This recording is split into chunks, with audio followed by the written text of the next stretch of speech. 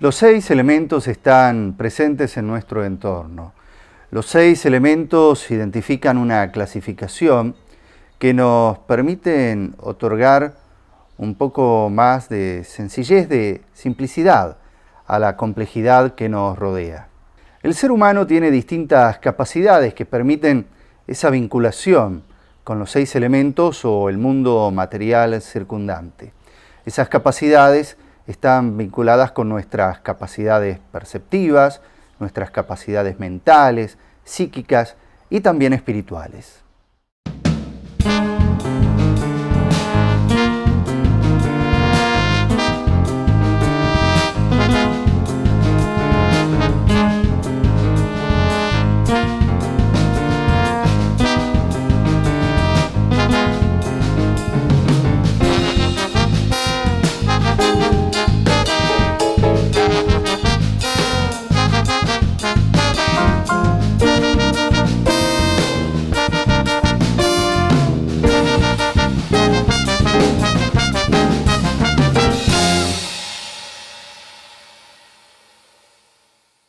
Nuestro invitado es Felipe Medina.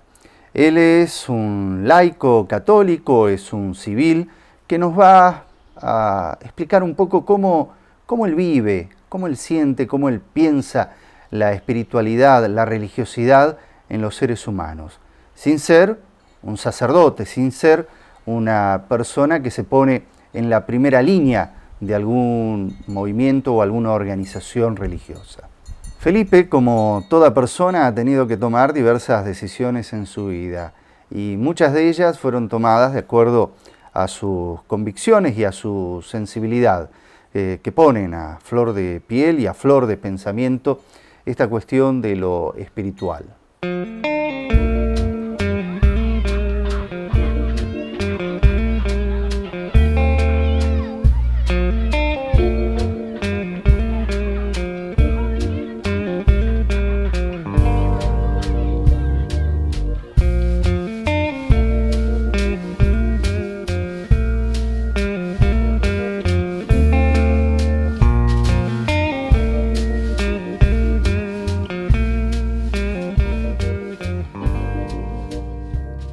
Yo vengo de una familia católica, por ahí no tanto mis padres, que eran no agnósticos o no practicantes, sino católicos regulares que asistían a misa los domingos. Vivíamos en un ingenio azucarero en Tucumán. Mi padre trabajaba allí en el ingenio y era habitual que toda la gente del ingenio fuera a misa los domingos, a la mañana temprano.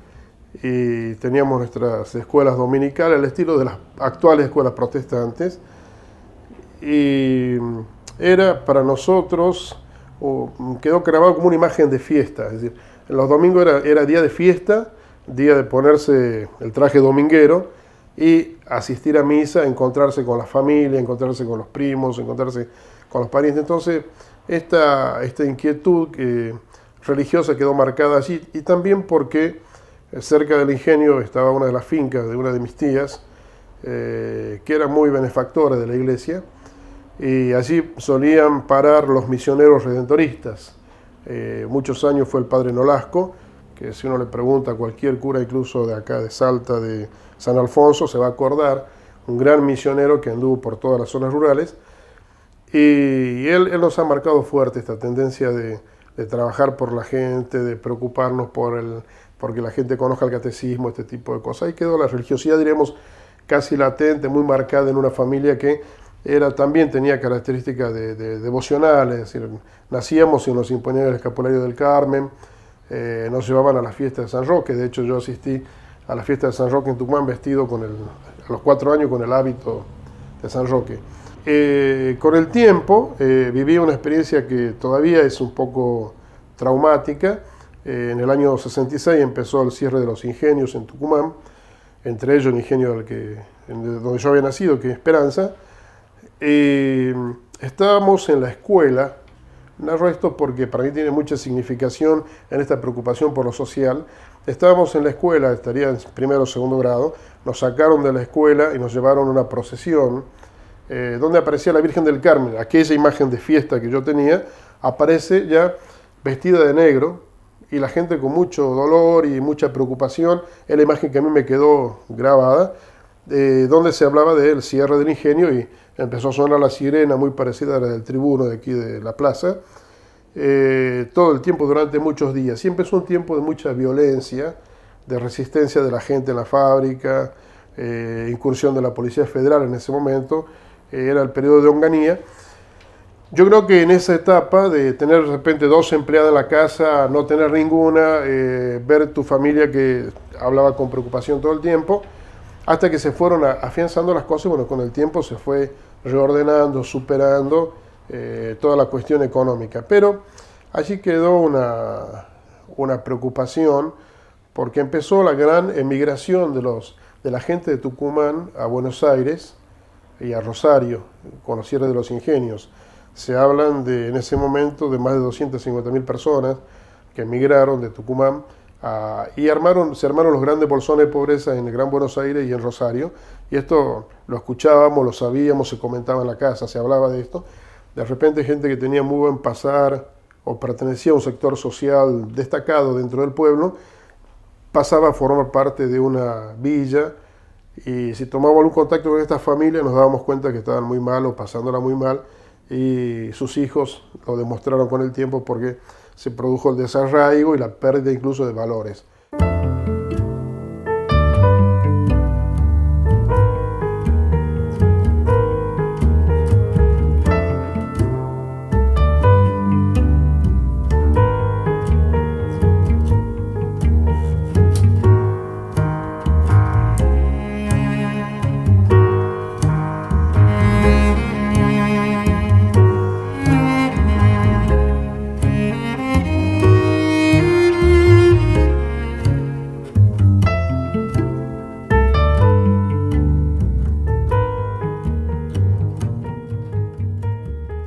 La vivencia de la fe en la vida laical está muy clara, expuesta en el Concilio Vaticano II, en la Constitución Gaudium et Spes, cuando hay un llamado a la Iglesia a involucrarse en el mundo contemporáneo. Y dentro de la Constitución sobre la Iglesia, que es Lumen Gentium, hay un capítulo especial dedicado a los laicos. Y curiosamente, la Iglesia, en el Concilio Vaticano II, hace un replanteo de su esquema, digamos, de sociedad perfecta, donde tenía la cabeza como rey el Papa, los obispos como sus príncipes, y toda la estructura de la Iglesia, donde, digamos, la jerarquía pesaba sobre el pueblo. La Iglesia en el Vaticano II pasa a definirse como la Iglesia es el pueblo de Dios jerárquicamente constituido. Es decir, primero es pueblo de Dios, y donde todos los bautizados tienen un sacerdocio común, son sacerdotes, profetas y reyes, y todos somos sacerdotes, profetas y reyes a partir del bautismo. De allí algunos son elegidos y tienen la función y la identidad y el carácter propio para ser pastores de una comunidad. Pero el laico cristiano tiene el deber de trabajar en su sociedad, involucrándose en ella. Es decir, no hay que ser parecido a un monje, parecido a una monja, parecido a un consagrado para ser santo. Es decir, la obligación o la vocación a la santidad es una vocación que nace del mismo bautismo y se desarrolla en la vida cotidiana. Es decir, no necesita esta vocación hacerse sacerdote o consagrarse para poder desarrollarse. Creo que si nosotros tenemos clara esta idea, el planteo de vida que tenemos que hacer es totalmente distinto.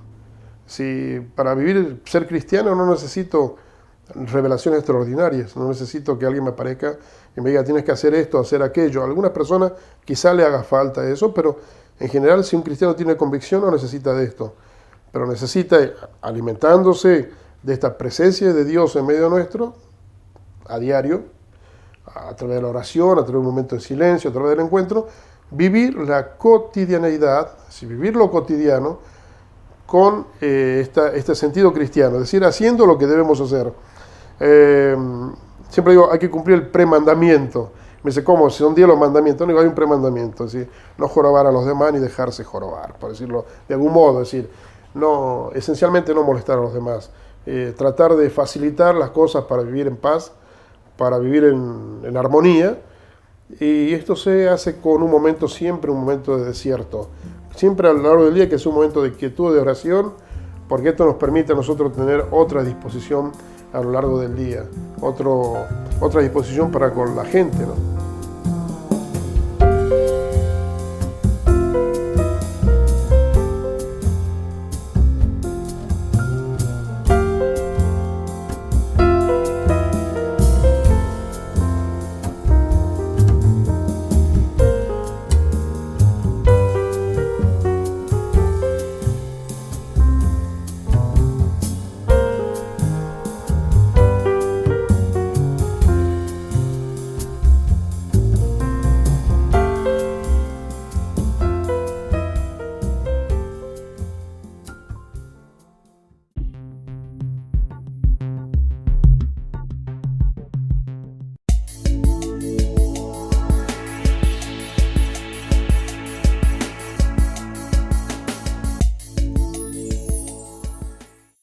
Ahora las mañanas de Cable Express son especiales.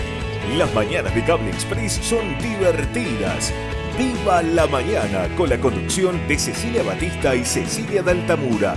¡Viva la mañana! De lunes a viernes de 8 a 10 por Canal 4.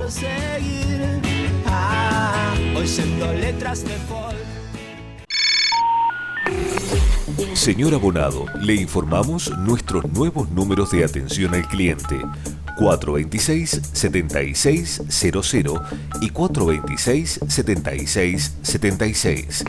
Muchas gracias.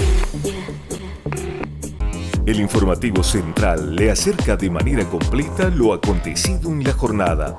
C4 Noticias, edición central, con la conducción de Daniel Díaz y Natalia Dives.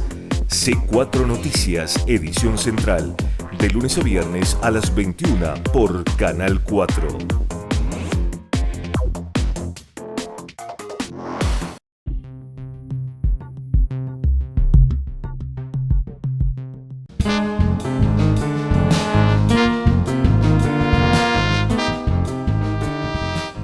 En un determinado momento, Felipe Medina decide sumarse a un equipo de las ediciones paulinas de la Sociedad San Pablo, que está vinculada con las cuestiones de comunicación en la parte religiosa y espiritual de la Iglesia Católica.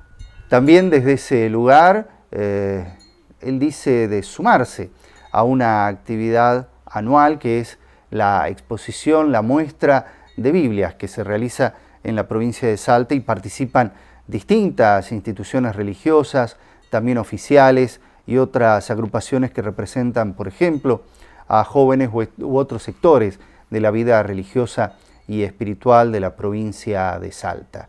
Y un aspecto importante para resaltar, en el caso particular de la vida de los cristianos o de la vida del pueblo judío a través de la Torá, es rescatar las herencias orales que hace muchos siglos se venían produciendo en el marco de esa cultura que da lugar luego a la conformación de la totalidad de los libros religiosos del judaísmo y del cristianismo, y que se traspasan a otro periodo, que es el periodo de la alfabetización y el periodo de la impresión, la imprenta. Como en el devenir de la historia de la humanidad, especialmente de la humanidad de Occidente y del cercano Oriente, nos marca primordialmente esta influencia de la era denominada alfabética.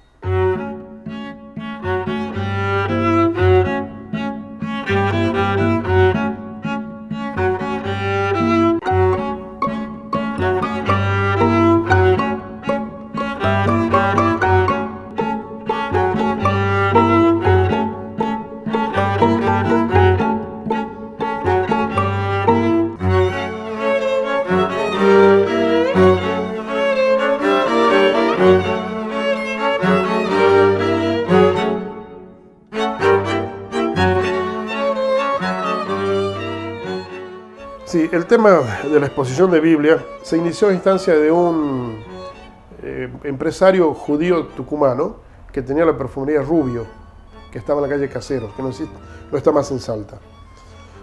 Esa exposición tenía como misión mostrar unos rollos de la Torá. Entonces él hizo hacer unos muebles y se hizo la perfumería. Y unido a eso se agregó Biblias artísticas. En Salta hay muchas familias que tienen Biblias hermosas, ediciones de lujo. Y empezamos esta muestra. Al año siguiente, ya con San Pablo, fue creciendo la muestra y siempre era como una especie de muestra de Biblia y conferencia de las distintas iglesias. Pero cuando nosotros la tomamos definitivamente, le agregamos este momento de oración ecuménica e invitamos más iglesias. Hubo épocas donde hubo muchas, como confesiones cristianas, incluso con eventos juveniles, y siempre se fueron dando conferencias a lo largo de los años. ¿Cuál es el concepto? Mostrar las Biblias antiguas. Lo ideal sería mostrar cómo la Biblia fue pasando de una tradición oral al papiro. El papiro pasó a otro tipo de grabados, o piedra, o lo que fuera. En una época los mandamientos están escritos en piedra. Pasan a los rollos, pasaron a los libros, la primera edición en imprenta. Ahora entramos ¿no es cierto?, a Google y buscamos Biblia y la encontramos y tenemos los textos de la Biblia que queremos, incluso el código siríaco que también ya está puesto en internet. Mostrar cómo la palabra sigue inalterable a pesar de los formatos, que va cambiando los formatos, va cambiando los tiempos, van cambiando los lenguajes.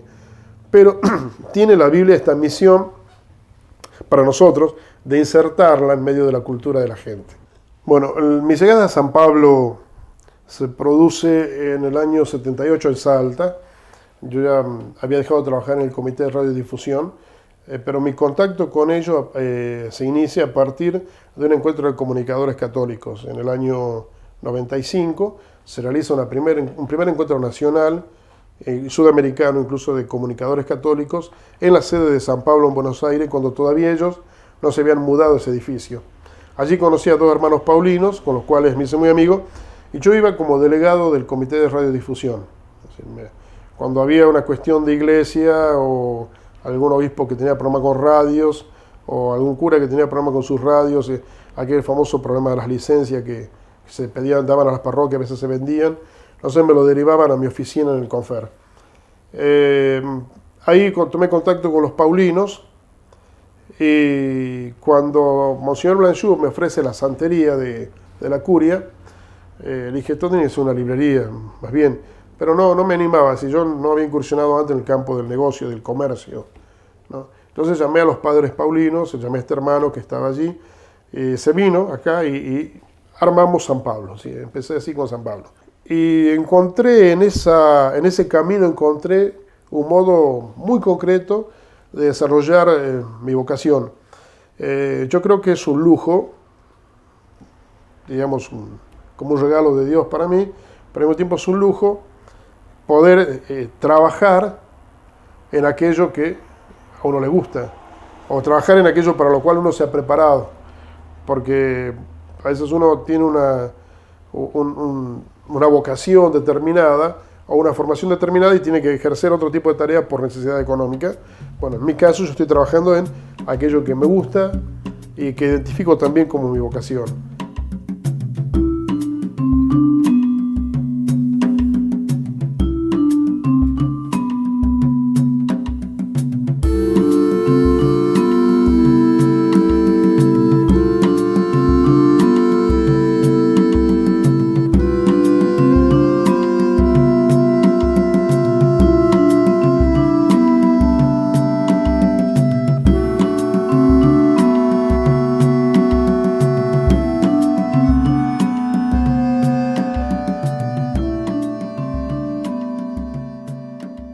Mi trabajo de grado fundamentalmente está vinculado a la religiosidad popular y el desarrollo económico de la región.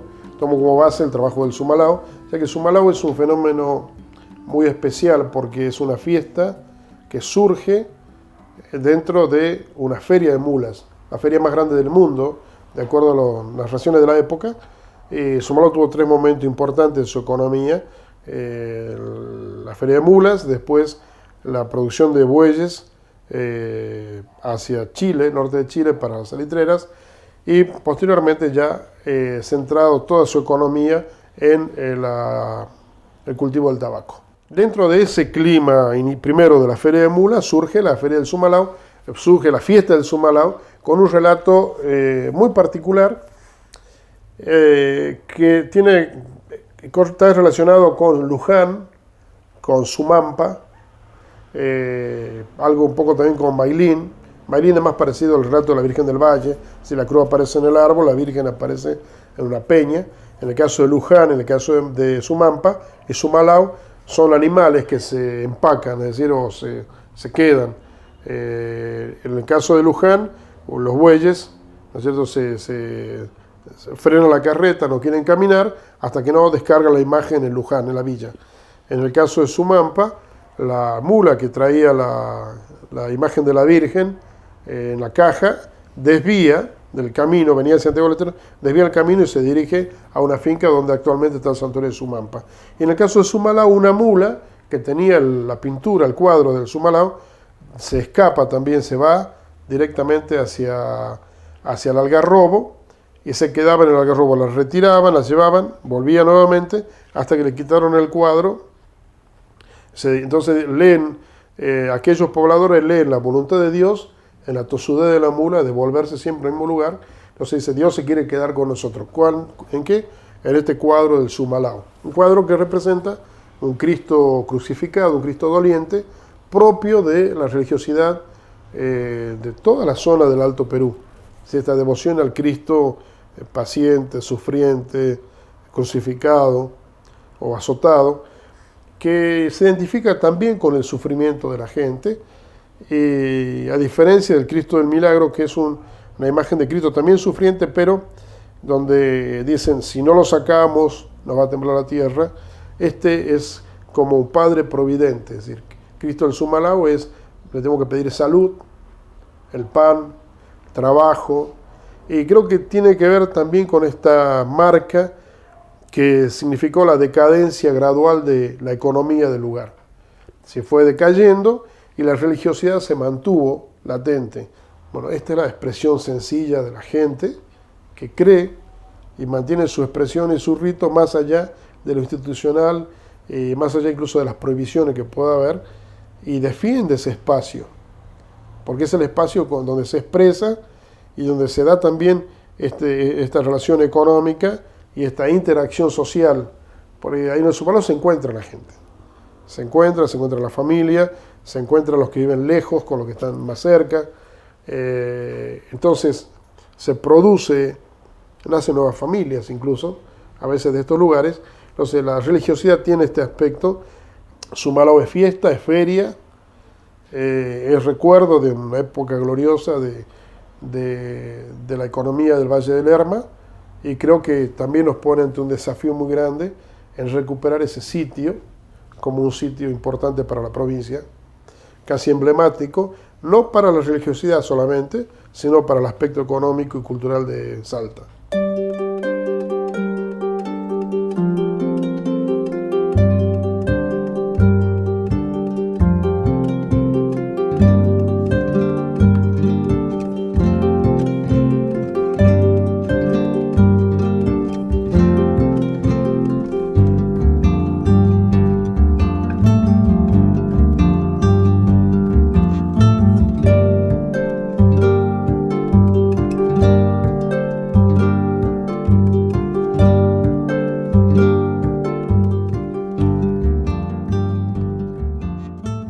Convicciones, creencias, experiencia de vida, una integridad biológica, psíquica y espiritual que hace del ser humano lo que somos. Nos encontramos en un próximo programa. Muchas gracias.